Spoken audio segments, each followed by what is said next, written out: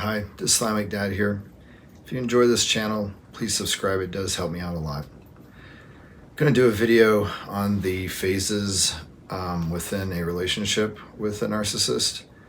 This is influenced by a video I saw on the Mental Healness channel on YouTube, which is a self-aware narcissist, and I highly recommend that channel. So I'll talk about the kind of generic phases that most people are aware of. So at the beginning of the relationship, you'll have your love bombing phase, which is kind of self-explanatory. And then you'll have your devalue phase, which is kind of the opposite, this down ramp. And then the discard phase, which is typically perceived as just the end of the relationship. So I think a lot of that is just wrong. And so I'll kind of go where I think it would be more accurate to describe different phases. And I honestly hope that this is something that as time goes on, things change in the description, because I think it would help people understand what is going on with them or has happened to them recently with these relationships. So, initially you would have your, say, meeting the narcissist for the first time. And at that point, I would say that it would be interesting to almost call this like an evaluation phase, because, narcissists are not typically that isolated. They're not necessarily living in a cave up in the mountains or anything like that. So out of prospective people, they pick, they select someone to, approach and go for. And as everyone knows, narcissists love empaths, and I just want to make that clear that obviously there's a selection going on at that point. And so I think that it's fair to have a phase overall, if you're looking at everything, where the narcissist is looking for those telltale signs that you are compassionate, caring, empathetic, etc. So once the two of you, say, start dating and stuff, and the narcissist has decided to kind of go more all in, you'd have what your typical love bombing phase, was sometimes referred to as like the honeymoon phase, where the narcissist is mirroring you and basically becoming your ideal. And they're, while they're doing this, it's a feedback loop. And again, I really want to hammer this home. This is something that people need to learn. It is not a cold manipulation. It is a feedback loop. The more the narcissist mirrors the target and gets the target to show affection and love to them, the more the narcissist feels that for the target and continues to mirror and continues to literally love bomb them. And that feedback loop, goes, it's going to be stronger and stronger as time goes on. And then at some point it almost, I don't know if I could say a crescendo. I don't know enough about, symphonies and orchestra, but it reaches a point where, in my own case and talking to a lot of people, where the target reaches a point where they accept the love bombing, they accept the love that they're receiving and the person who they're in the relationship with, and they become comfortable. And they consider this the new norm. This is what I want for the future. This is who, I'm comfortable being and who I want the narcissist to be. I accept this. And at that point, the narcissist feels betrayed. they feel hurt. I mean, it's very strange because they, at that point, you're no longer this dream object, this dream person in the mind of the narcissist. You're just Bob, or you're just Linda. You're just this person. And that hurts the narcissist. They're like, okay, I've just poured all this love and energy into my dream, manifested on earth. And then all of a sudden my dream's gone, and now it's just Linda. Now it's just Bob.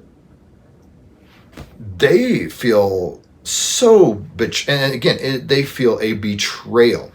And it's not impersonal, it is personal. They feel like you lied to them, that you were going to be their dream forever, and that they were going to feel this amount of love, fulfillment, and honestly, seeing you in your perfection forever. And then you stopped being perfect. You stopped being the dream. You're just this person. And it is that at that moment that the love bombing phase ends, and what's commonly referred to as the devaluing begins. Now, again, I really want to drive home, this should have its own term. I just call it the turning point. But again, I don't know if crescendo or something like else would be more apt. But it's just like someone just hit a light switch, and boom, the narcissist is no longer love bombing you, and you don't know what changed it, because to you, yesterday was Tuesday, today's Wednesday, but now now my partner is acting differently. So the devalue phase is, and again, such a weird term for this phase. The devalue phase is where the narcissist starts drifting away. They have realized that you're just a person.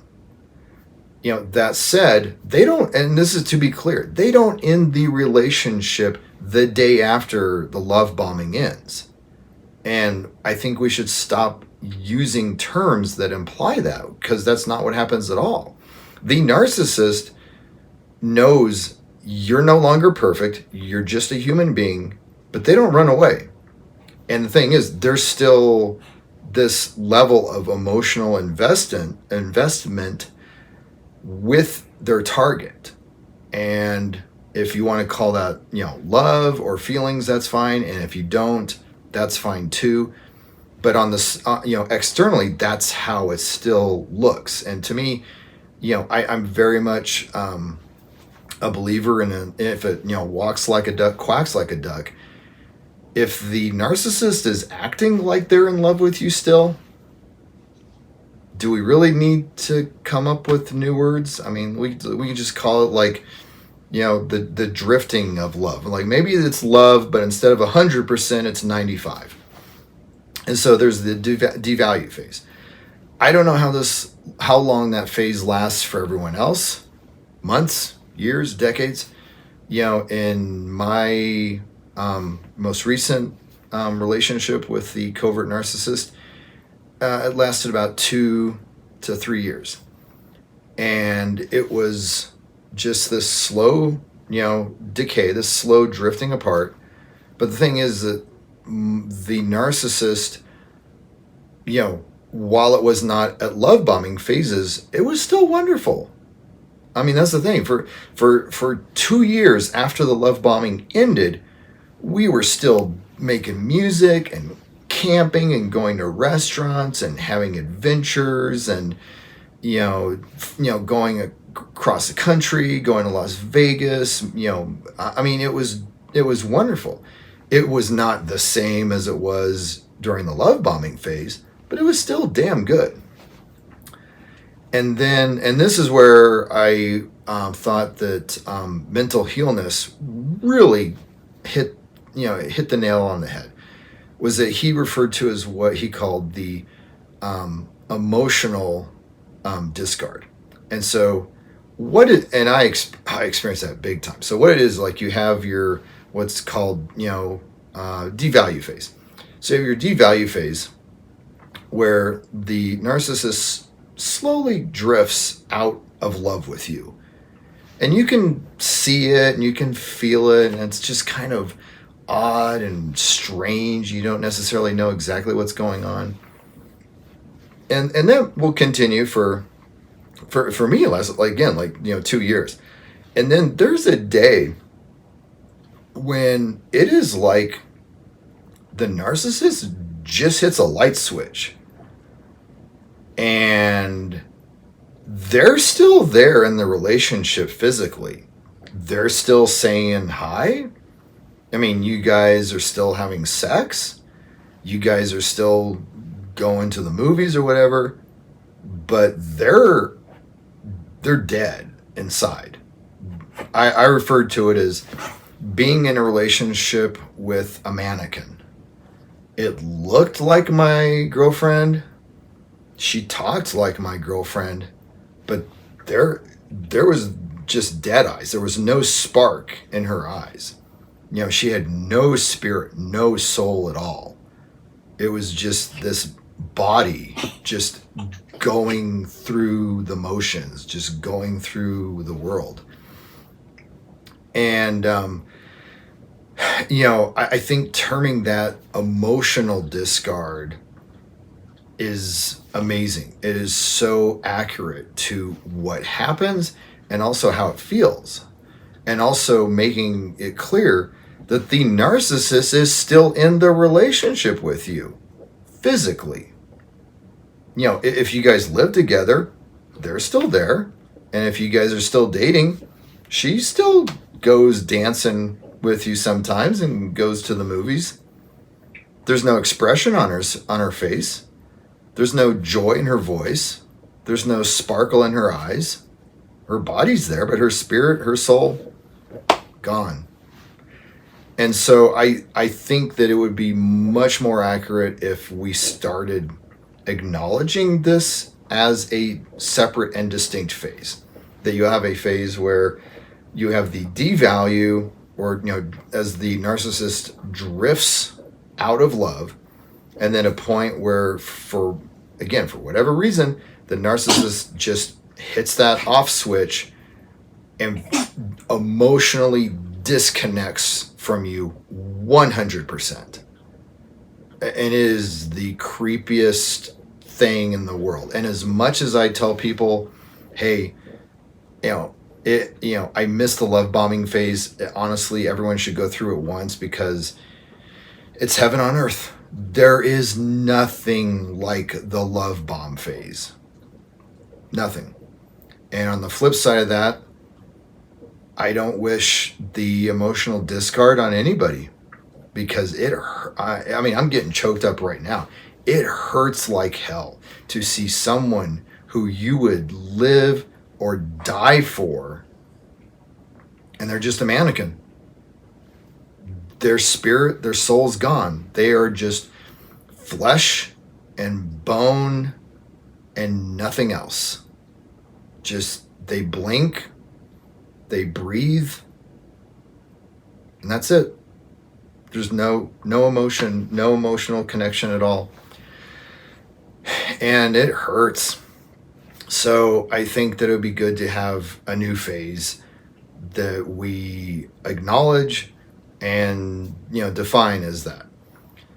So we're not even done yet. So after the emotional discard, you're still going to have the relationship as being with this physical person. And if you want, you can call that like the discard, if you want, or the continued devalue. But basically, it's just in my experience, the narcissist checking out. It goes without saying that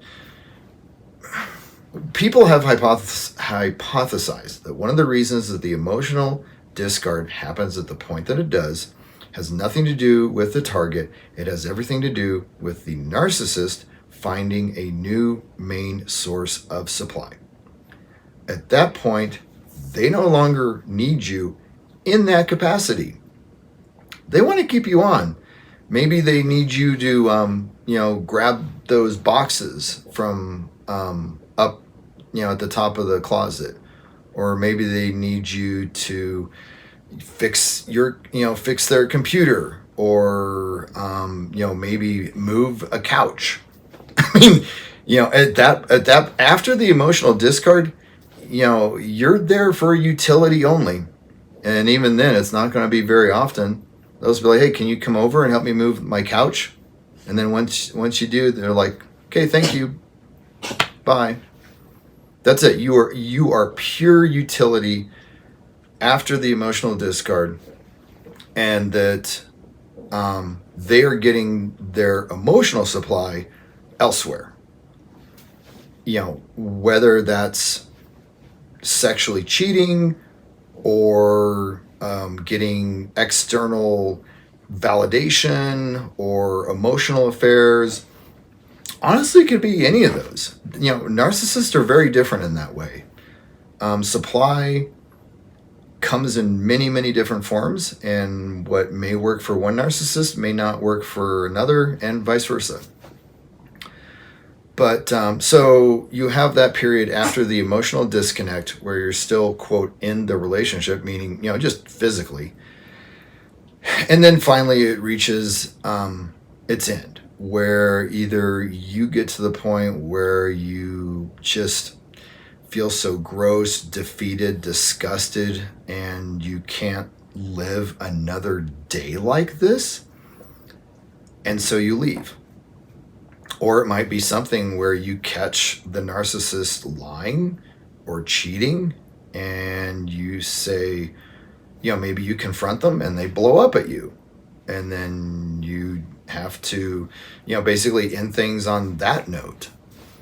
Or it might be something, which I've also seen, where the narcissist creates a crisis to push you out and simultaneously make themselves the victim. And of course, what they'll do is they'll create the crisis, push you out, make themselves the victim, and then go running to their new supply and say, woe is me, comfort me, comfort me. And at that point, it's the end of the relationship. So, at least for now, I think that both the turning point and the emotional discard are very distinct, important parts of the different phases within a relationship with a narcissist.